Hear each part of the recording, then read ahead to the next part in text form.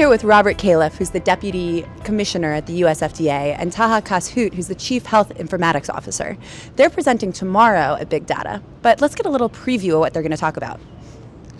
Well, my job is really to sort of be a front man for Taha here. He's really doing the heavy-duty informatics at the FDA. And my job is really to look out over all the medical products, and now we're dealing with tobacco also, where there's so many needs, so much information coming in, information being generated in new ways, and globalization. So I'm sort of going to set the table for the issues that we're needing to deal with. I think one theme at this conference has been the amazing creativity of people, but in the end, to have a medical product which helps a lot of people, there's just a lot that needs to be done, and the public needs to be sure that it's safe and effective. So you're doing the introduction, and then Taha, what's the meat that you're bringing? Yes, so once Rob set the vision, I'll pick it up from there to discuss a couple of initiatives underway about how we're spurring innovation in industry and at FDA around transparency, for example, around open data that we have, so the Open FDA initiative, which I announced last year when I was here. So I'll give a little synopsis about what, the year-long journey that we've been through.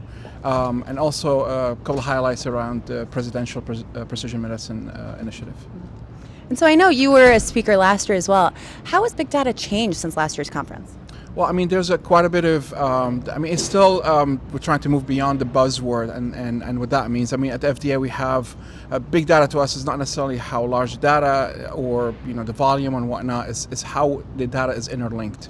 How, for example, link adverse events to recalls to labeling, and also deal with the new wave of different kind of data sets from pre-market or post-market surveillance. For example, when you're dealing with unstructured text, crowdsourcing information, with the ubiquitousness of new devices on the market to, spit up your analysis of your gene and whatnot.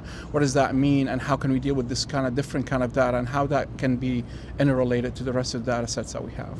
And I know you guys have also been attending some of the conference sessions. What's been your favorite so far? What are you most excited about learning here as well?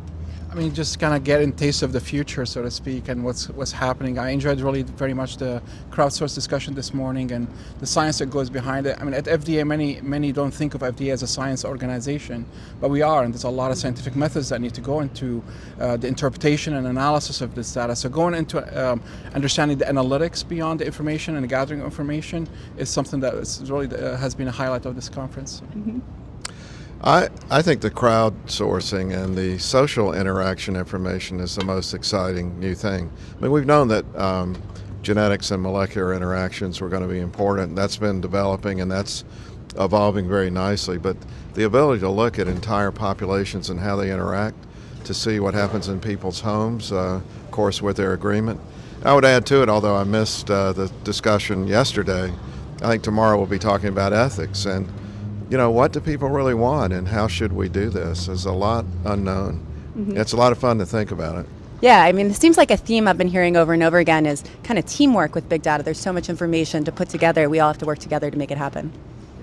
Okay. Well, thank you, Taha and Robert. Behind the scenes at Big Data, this is Maren Shapiro.